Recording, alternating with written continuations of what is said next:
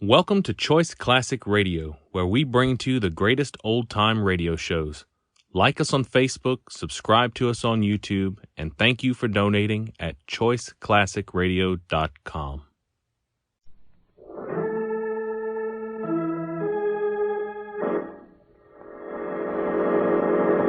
From New York City, the makers of Clipper Craft Clothes for Men and 1,036 leading retail stores from coast to coast present the world's most famous detective, Sherlock Holmes.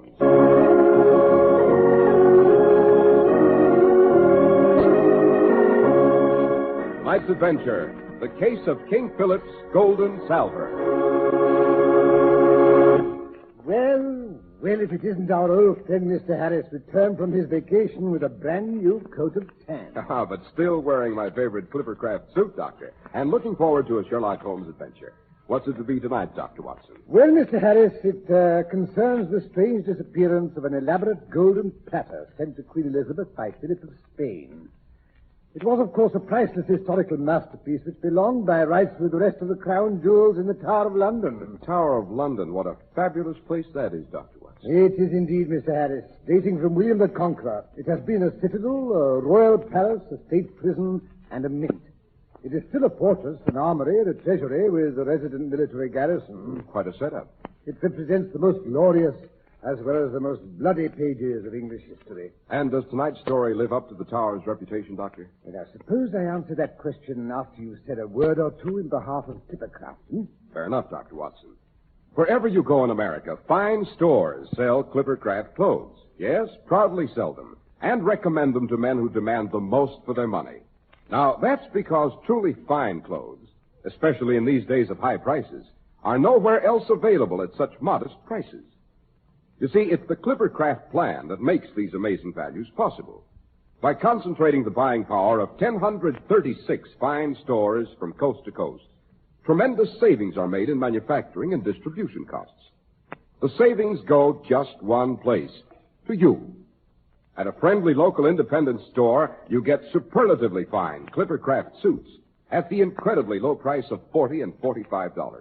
Beautifully tailored top coats and fine coverts and worsted gabardine for only $40 and $45, and sport jackets for only $26.50.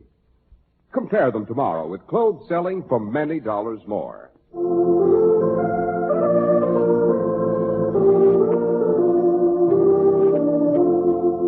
And now to return to the Tower of London, Dr. Watson. Yes, it was one glorious afternoon in early June. The late afternoon sunshine cast a globe of gold on Tower Green. To the right of us loomed the great original keep of William the Conqueror called the White Tower. Say, I've seen pictures of it, part fortress, part dungeon. Yes, to the left was Beauchamp Tower, and directly ahead was the little chapel of St. Peter. Holmes was enjoying one of his favorite forms of relaxation, feeding raw beef to the ravens who still inhabit that spot. The same spot where once stood the scaffold on which was poured out the lifeblood of some of the greatest names in English history.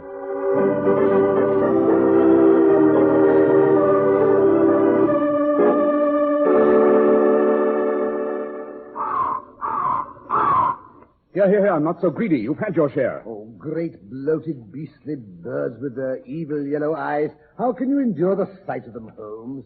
Think of the bodies their ancestors must have fed on. Don't be so squeamish, Watson. The scaffold which formerly stood on this site was used only for the beheadings of Queens Anne Boleyn and Catherine Howard, the Countess of Salisbury, Viscountess Rochford, Lady Jane Grey, and the Earl of Essex. No, you next. There's a rule that political prisoners incarcerated in the Tower were beheaded on Tower Hill or hanged at Tyburn. There were, of course, exceptions. Oh, naturally. Archbishop Cranmer and Bishops Latimer and Ridley were burned at Oxford. Sir Walter Raleigh was executed in Old Palace Yard. Sir Thomas Overbury was poisoned. The two little princes, Edward V and the Duke of York, were strangled in the Bloody Tower. Then, of course, there was the Duke of Clarence, who was drowned in a butt of Malmsey wine. I must say, if I had to be executed, that's the method I'd choose. Oh, go away, you shoo. Ow! Holmes, he bit me. Serves you right for making sport of the Tower's traditions. Hello. Who's the young lady coming across the parade grounds? She looks vaguely familiar. She's holding her parasol so far over her face she can't There, you see, she almost ran into that beef eater. Now she just missed the old lady with the ear trumpet. What's the matter with the girl? Can't you see where she's going? Probably not, Watson. She's trying desperately to keep from crying. Great Scott, it's Lady Cynthia, sister of that ass Bobbison Simon and daughter of the Duke of Balmoral. Now, what do you suppose a pretty thing like that has to cry about? Life isn't all beer and skittles, Watson, even to those in Burke's peerage. Yes, unless I'm very much mistaken, she's upset because her fiancé, young Lieutenant Ronald Backwater, has been chucked in the guardhouse and threatened with court-martial and dismissal from the Tower Guards. Good Lord, whatever for? Stealing, Watson. He's accused of purloining a precious golden platter. Yes, I rather thought we might run into the Lady Cynthia if we visited the Tower this afternoon. Holmes, you fraud, and I thought you came here to feed the ravens. Here she is. My dear Lady Cynthia, is there anything I can do? No, thank you. I'm quite all right. A cinder in my eye. There's nothing. Wait a minute. You're Mr. Sherlock Holmes. At your service. Oh, I don't know what to say. Oh, dear, what did I do with my handkerchief? Oh, allow me to offer mine, Lady Cynthia. Thank you. Oh, you must be Dr. Watson. Oh, you're both so kind to me. He didn't do it, you know. Ronnie isn't a thief. Of course not. It's all the fault of that dreadful old man. What old man? Sir Stafford Blodgett, the new mayor and governor of the Tower. He's a dried-up old bachelor himself, well over 40. Dear, practically senile, hey, Watson? He doesn't want anyone in the guards to get married. Blodgett. Great Scott, that must be old blood and bullets Blodgett. Yes, I believe that's what Ronnie and Arthur call him. Arthur can't get married either because his fiancée hasn't any more money than I have. Oh, and I hate that old Blodgett, and I wish he were dead. You're not the first to make that statement, my dear. I served under him at my wand where he won his V.C. The entire regiment hated his gizzard. Well, he is a magnificent soldier, and as cruel a man as ever ordered his native orderly beaten for forgetting to clean his boots. Oh, the beast. Why did he have to be put in charge of the Tower? Oh, dear. I'm making a perfect spectacle of myself. What will everyone think? Now, it's the heat and the sun. Very, very trying.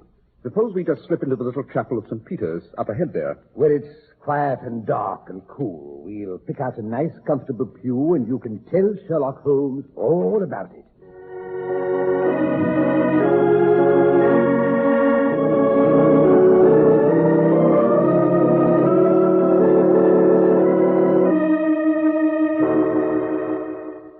There we are, my dear. Suppose we take the third pew. Oh, thank you. Watson, you might offer the lady a whiff of smelling salts and a fresh handkerchief. I'm sorry to be such a nuisance, but I'll be all right in a minute. Quite. As you know, Watson, the premises known as the Tower of London are completely surrounded by the City of London. It's a self-ruled and regulated community. Its gates are locked at night, and its ancient moat, although it's drained to make a parade ground, is still capable of being flooded. Sounds fairly medieval. And the absolute ruler of the entire place, the individual whose word is law, is the mayor and governor. In this case, old Blood and Bullets, alias Stafford Blodgett. Correct. He resides on the premises, as do his officers and men. That's right, Mr. Holmes. Well, last night, Sir Stafford Blodgett invited 5 of the younger officers to his quarters for dinner. The ones who had petitioned to marry this June, you know. Good Lord, do they have to get permission from him to do that, too? Oh, no, not to get married, exactly. But he does say whether or not he considers the young lady suitable, you know. And if he decides they're not? Oh, then the prospective bridegroom is advised to give up the whole idea or resign from the guards. How perfectly barbaric. Quite. So you can imagine how dithery the poor chaps were when it got round they'd been summoned to hear the verdict. Dinner was to be at 8, and promptly at 3 minutes past, they sat down at Sir Stafford's oak table in his sitting room in the Byward Tower. Byward Tower? But I thought the governor's quarters were always in King's House. And so they are. But that would be too cozy and cheerful for the old vulture. No, he's moved into Byward Tower because it's grimmer, I'll be bound. I wonder. It has other rather strategic advantages, you know. Byward Tower. It's a curious appellation, eh, Holmes? I wonder how he got the name. Byward was formerly a synonym for password, Watson. Byward Tower has always been the main entrance to the Tower of London. Of course. That's why he's moved there. So he could spy on his men as they went in and out. There could just possibly be another reason, you know. However, suppose you finish telling me about the dinner party. Oh, it was a very elegant dinner party. Properly chilled white wine with a turbot, and excellent burgundy with a roast. Not that anyone but old Blood and Bullets had much appetite. He eats like an anaconda. Well, finally they came to the suite. It was served on an enormous golden platter, which Sir Stafford had specially brought in for the occasion.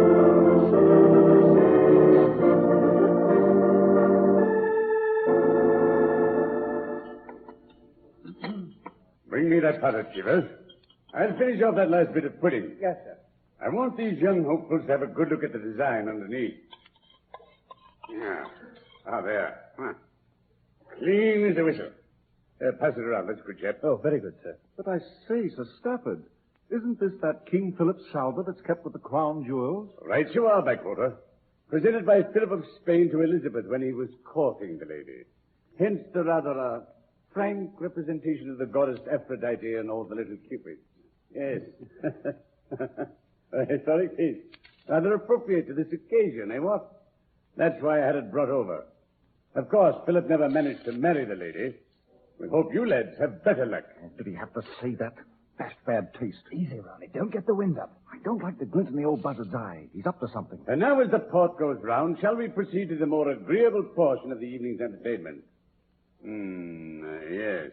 I have here a list of the young ladies on whom you have bestowed your affection for one reason or another. That's not a joke, Backwater. Oh, sorry, sir. Personally, I've never believed that marriage was a help to any man's army career. However, there's no ruling against it. There's very little I can do, I suppose. Yes, now, let me see. Lieutenant Reginald Wentworth, you wish to marry the Honorable Nora Jennings. Yes, sir. No objections. Oh, poor Reggie. I think he's going to faint with relief.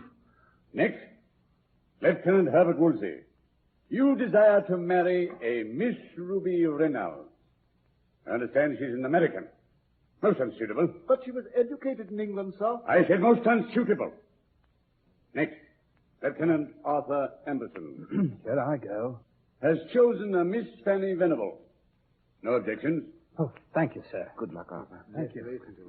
Lieutenant Buford Wellington intended is, let me see, Lady Daphne Marchbanks.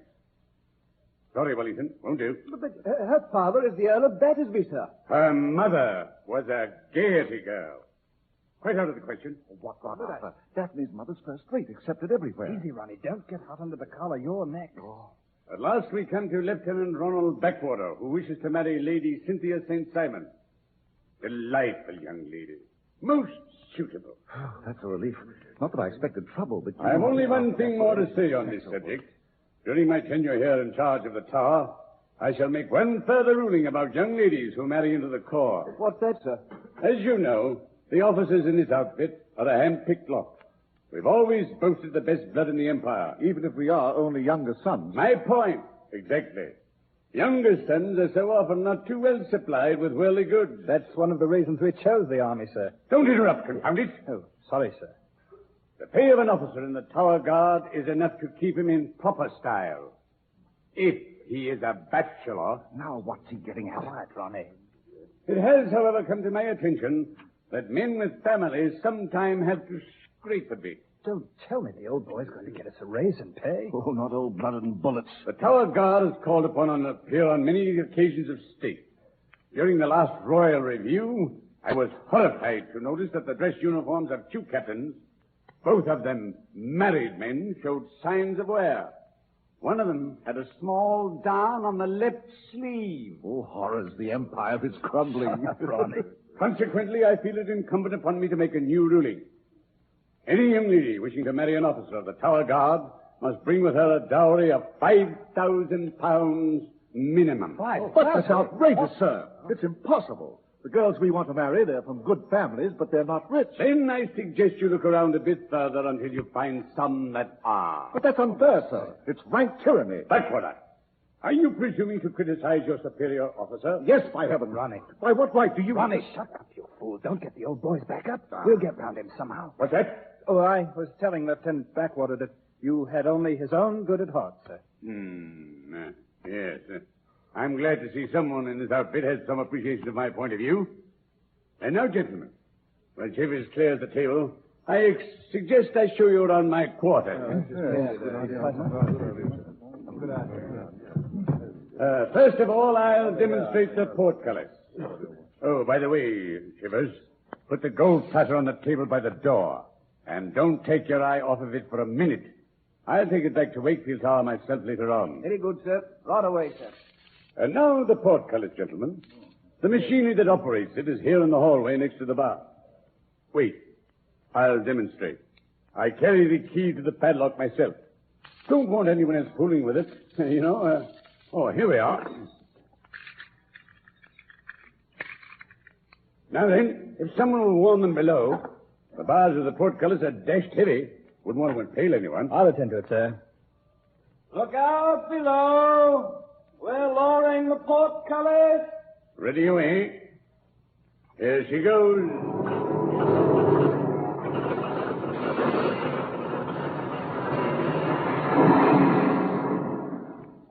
Hey, sir, that is impressive. Yes, this portcullis here in Byward Tower and the one in the Bloody Tower are the only two in England still in working order. Must make you feel quite safe, sir. Once that's down, no one can get in. And no one can get out, either. But come along, gentlemen. I'll show you my sleeping quarters.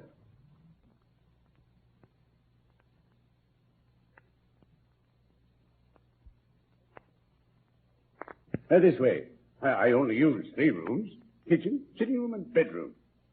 Enough for an old soldier, you know. Here we are, gentlemen. My bedroom. I say, it's almost circular, built into the tower itself. And what a whopping big canopy bed. I never use it.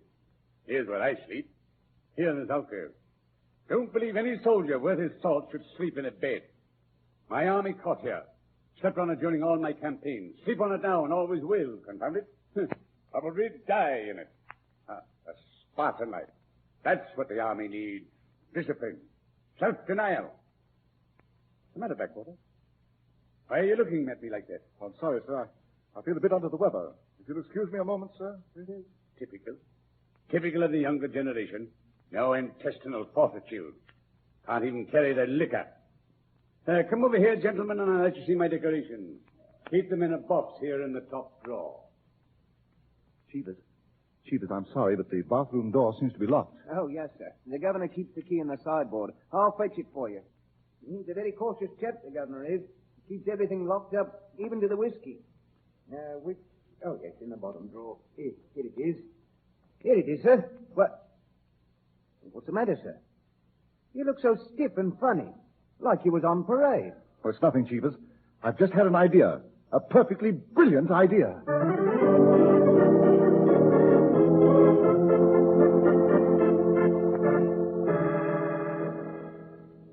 And there ends the tour of the premises. It didn't take long, eh, what? Shivers. Cigars, and bring another decanter of port. Yes, sir. I say, what's become of Backwater? Here he comes, sir, across the hall. Hey there, Backwater. In here. Oh, sorry, sir. When I finished washing up, I went back into the bedroom to join you. Well, we're back in here. You missed seeing my medals. Oh, I say, sir, I am sorry. Never mind. Major! Oh, I mean, governor! What up, Chivers? How often must I tell you not to address me as Sir Stafford? Yes, sir. Well, sir, whoever you are, the platter's gone, sir. What? Yes, sir. Someone swiped Philip's golden platter.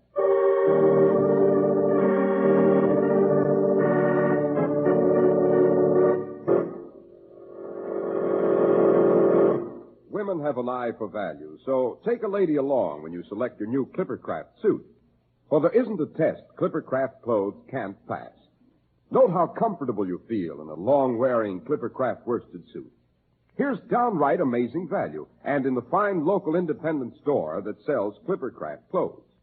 These sensational values, in the face of today's high prices, are the result of the Clippercraft plan, concentrating the buying power of 1,036 of the nation's finest stores from coast to coast. That's why today you pay only $40 and $45 for truly fine Clippercraft suits. Only $40 and $45 for top coats, and only $26.50 for sport jackets. Yes, selling expensive clothes at inexpensive low prices at the nation's finest independent stores is the great big idea behind the Clippercraft plan. That's why men who know insist on Clippercraft clothes. So be sure to visit the Clippercraft store in your city. And remember, that's one of the 1,036 leading retail stores across the nation where courtesy and friendly service are always yours. The store that is proud to add its fine name to that of Clippercraft clothes in the label of your suit, top coat, sport jacket, and overcoat. And remember also, not every pattern is always available in your size, but keep on trying. It will pay you to wait for Clippercraft clothes.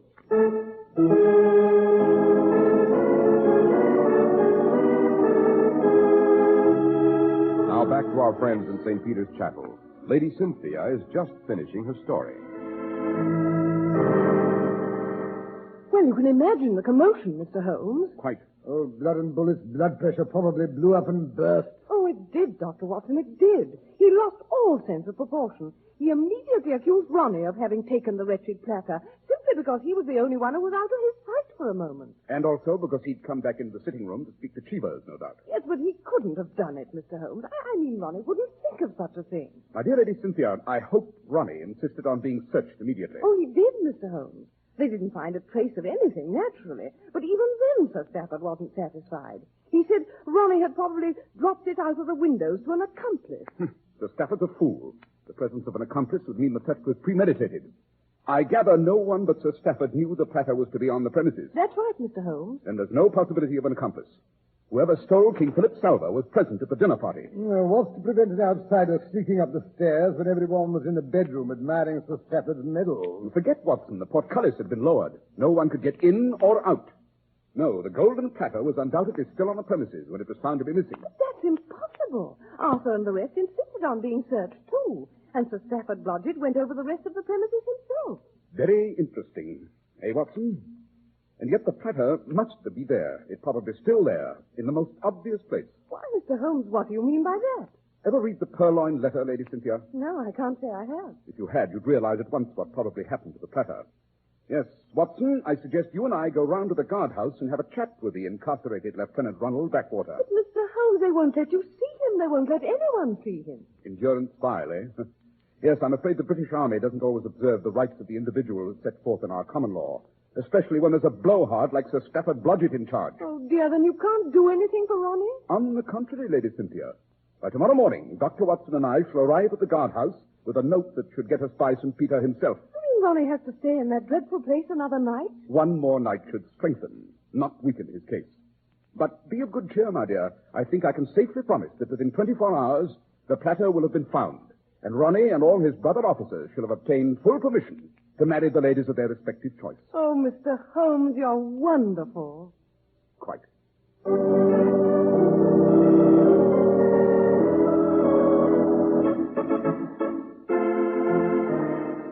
My friend and I here have written permission to interview Lieutenant Ronald Backwater. And who gave it you? The rather august personage whose name is at the bottom of this pass. All right, let's have a look. Blimey, the old girl herself. And it says here, you're Sherlock Holmes. Well, I never. Mind if I keep this slip of paper? I mean, missus will never believe me when I tell her. As you like. Come in, gentlemen. Please to step inside. All right, this way. It's just a step down the corridor. And mind the floor, it's a bit uneven. Lieutenant Backwater, sir. Yes? There's a Mr. Sherlock Holmes and a Dr. Thingamabob to see you, sir. Thingamabob. Oh, such is fame.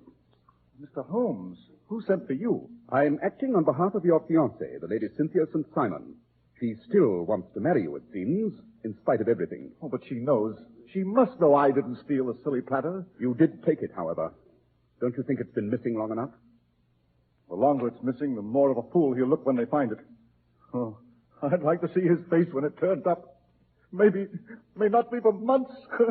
Not at all. Watson and I are about to go across to the Bywood Tower and find it for him. Oh, good hunting, Mr. Sherlock Holmes. Good hunting.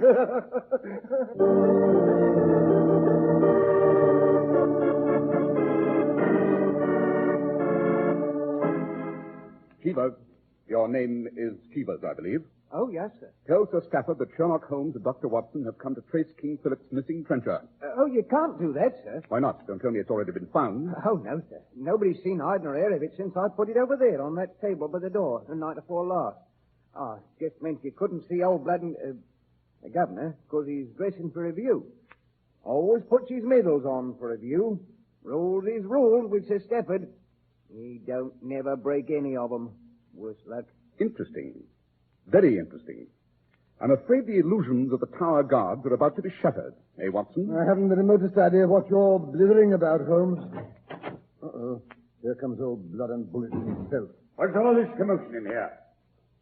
Who in blazes are you? Sherlock Holmes and Dr. Watson. Dr. Watson. Weren't you attached to my regiment in the Second Afghan War? I joined the Boxers just before my wand. Then why did you stay with him? Because my shoulder was shattered by a Jezebel bullet, and you needn't shout at me. I haven't been in the army for some years now, and it doesn't amuse me. Bravo, Watson. Watson, who is this uncouth individual? The most famous consulting detective in the entire world, Mr. Sherlock Holmes. Never heard of him. Well, he's here to solve the mystery of King Philip's missing Salver. Rats. I've looked everywhere. Evers has looked everywhere. It's not here. Oh, but it must be. It couldn't be anywhere else. You probably don't know how to look. And I suppose you do. Oh, I don't have to look. I know what it is. You don't say. It's in the only place it could be, you know.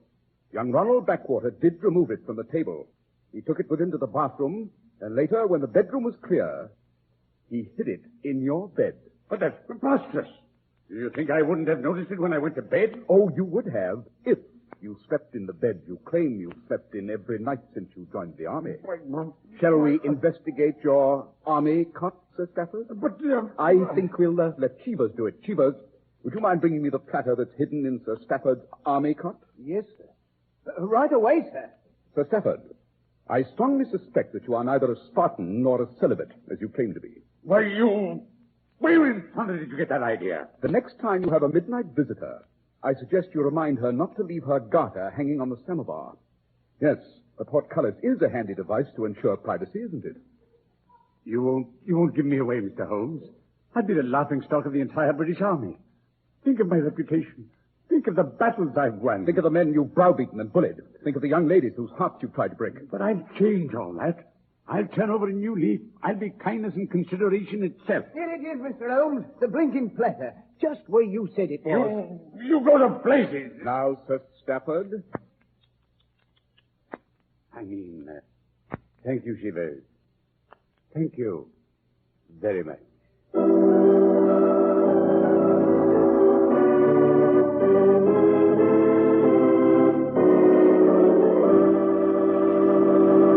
Well, Dr. Watson, I never thought I'd hear of Sherlock Holmes playing Cupid. And very successfully, too, Mr. Harris. There were 6 weddings in the Tower Chapel that June. 6? But, Dr. Watson, I thought you said only 5 young officers wanted to get married. 5 young officers, yes. But much to everyone's surprise, Sir Stafford decided to become a Benedict as well. You never know what Sherlock Holmes will accomplish, do you? You never do, Mr. Harris. You never do. And now, Dr. Watson, what Sherlock Holmes adventure are you going to tell us next week? Let me see. Suppose I relate the rather grotesque case of the 6 identical plaster busts, which were smashed one after another, and how murder and a fabulous jewel were involved. It is, of course, the adventure of the 6 Napoleons.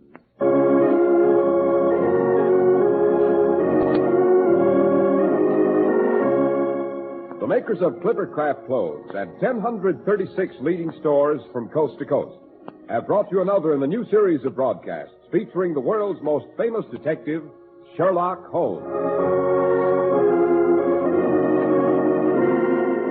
Our stories are based upon the character of Sherlock Holmes created by Sir Arthur Conan Doyle. Sherlock Holmes is played by John Stanley, Dr. Watson by Alfred Shirley. The dramatizations are by Edith Meiser. Sherlock Holmes is produced and directed by Basil Lochran, with special music by Albert Berman.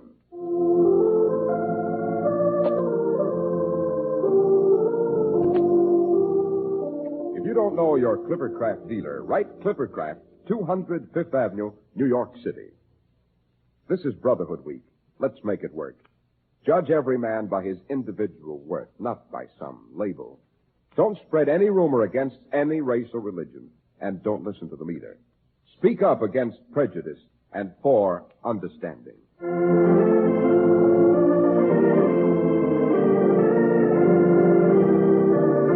Be sure to listen next week to Sherlock Holmes in the adventure of the 6 Napoleons. This